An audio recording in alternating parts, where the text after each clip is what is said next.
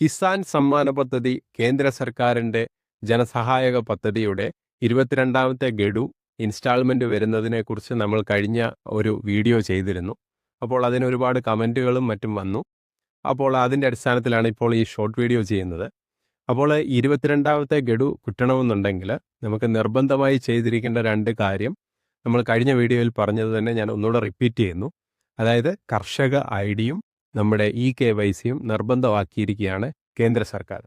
അപ്പോൾ ഇനിയുള്ള എല്ലാ കേന്ദ്ര സർക്കാരിൻ്റെ പദ്ധതിയിലും ഈ കർഷക ID, അതായത് നമ്മൾ അന്ന് പറഞ്ഞിരുന്ന ആ ID, അതായത് അഗ്രിസ്റ്റാക്ക് രജിസ്ട്രേഷൻ്റെ ID നിർബന്ധമാക്കിയിരിക്കുകയാണ്. ഇപ്പോൾ അഗ്രിസ്റ്റാക്ക് രജിസ്ട്രേഷൻ നമുക്കറിയാം, കേരളത്തിൽ ഇപ്പോൾ കുറച്ച് സൈറ്റ് ഇഷ്യൂ ആയതുകൊണ്ട് നമുക്കത് ചെയ്യാൻ സാധിക്കുന്നില്ല.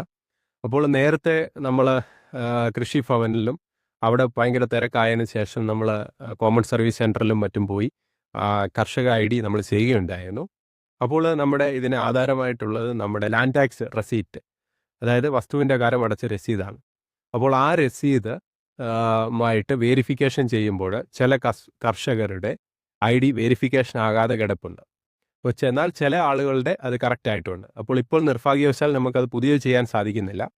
അപ്പോൾ ഇപ്പോൾ ഈ പ്രാവശ്യത്തെ ഗഡുവിലും കേന്ദ്ര സർക്കാർ അത് ഒരു ഇളവ് കൊടുക്കും എന്നാണ് പ്രതീക്ഷിക്കുന്നത്.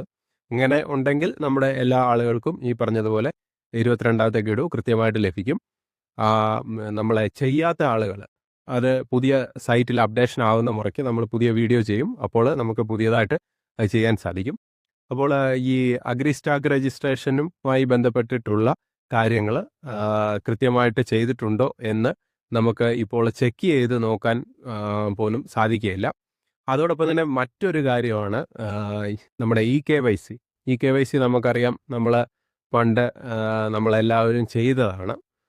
നമ്മൾ ഈ പറഞ്ഞതുപോലെ കോമൺ സർവീസ് സെൻറ്ററിൽ നിങ്ങളെത്തി വിരൽ പതിക്കുകയും നിങ്ങളുടെ ഫേസ് ഓതൻറ്റിക്കേഷന് അല്ലെന്നുണ്ടെങ്കിൽ OTP വഴിയും നമ്മൾ KYC ചെയ്തതാണ്. പക്ഷേ ചില കർഷകരുടെ KYC ഇപ്പോഴും നമ്മൾ സൈറ്റ് ചെക്ക് ചെയ്യുമ്പോൾ KYC ചെയ്യണം എന്നാണ് കാണിക്കുന്നത്. അതപ്പോൾ നിങ്ങൾ നിർബന്ധമായിട്ടും നിങ്ങളെ തൊട്ടടുത്തുള്ള കോമൺ സർവീസ് സെൻറ്ററിലെത്തി നിങ്ങളുടെ KYC ചെയ്തിട്ടുണ്ടോ എന്ന് ഉറപ്പുവരുത്തുക. അപ്പോൾ KYC ചെയ്തത് നോക്കുമ്പോൾ ഓൾറെഡി ഡണ്ണ് എന്ന് കാണിക്കുന്ന കർഷകർക്ക് കുഴപ്പമില്ല, അത് പിന്നീട് ചെയ്യേണ്ട ആവശ്യമില്ല. അല്ലാത്ത ആളുകൾ ഒന്നുകൂടെ KYC ചെയ്ത് നിങ്ങളുടെ ID ആക്റ്റീവാണ് എന്ന് ഉറപ്പുവരുത്തണം. അപ്പോൾ ഈ 2 പ്രധാന കാര്യങ്ങൾ നിങ്ങൾ എല്ലാ കർഷകരും ശ്രദ്ധിക്കണം. അതോടൊപ്പം തന്നെ ഇത് ചെയ്യാത്ത കർഷകർക്ക് ഈ കാര്യങ്ങളെല്ലാം നിങ്ങളൊന്ന് ഷെയർ ചെയ്ത് കൊടുക്കുക. അതുപോലെ തന്നെ ഞാൻ പറഞ്ഞു, അഗ്രിസ്റ്റാക്ക് രജിസ്ട്രേഷനിൽ ഈ പറഞ്ഞ പോലെ നിലവിൽ നമുക്കത് ചെയ്യാൻ സാധിക്കുന്നില്ല. അപ്പോൾ അത് റെഡി ആകുന്ന മുറയ്ക്ക് നമ്മൾ അടുത്തൊരു വീഡിയോ ചെയ്യുന്നതായിരിക്കും. അപ്പോൾ 22ാമത്തെ ഗഡു വരുവാൻ ഇനി കുറച്ച് ദിവസങ്ങളേ ഉള്ളൂ. അപ്പോൾ എല്ലാ കർഷകരും ഈ പറഞ്ഞ IDയും അതോടൊപ്പം തന്നെ നിങ്ങളുടെ KYCയും ചെയ്തു എന്ന് ഉറപ്പുവരുത്തുക. ചെയ്യാത്ത എന്ന് പറഞ്ഞാൽ ഈ അഗ്രിസ്റ്റാക്ക് രജിസ്ട്രേഷനിൽ ഇളവ് വരുത്തി കഴിഞ്ഞാൽ നമ്മുടെ എല്ലാ കർഷകർക്കും ഈ 22ാമത്തെ ഗഡുവും ലഭിക്കും. അല്ലെന്നുണ്ടെങ്കിൽ ഈ പറഞ്ഞ ആനുകൂല്യം നമുക്ക് നിലയ്ക്കാനും ചാൻസ് ഉണ്ട്. അപ്പോൾ സമയം കളയേണ്ട, എല്ലാവരും അത് വെരിഫിക്കേഷൻ ചെയ്ത് നിങ്ങളുടെ കാര്യങ്ങൾ ഉറപ്പുവരുത്തുക. അതോടൊപ്പം തന്നെ വീഡിയോ ഇഷ്ടമായിട്ടുണ്ടെങ്കിൽ തീർച്ചയായിട്ടും ഒന്ന് ലൈക്ക് ചെയ്യുക, ഷെയർ ചെയ്യുക, കമൻറ്റ് ചെയ്യുക. ഹൃദയപൂർവ്വം നിങ്ങളുടെ സ്വന്തം ST channel. Bye and take care.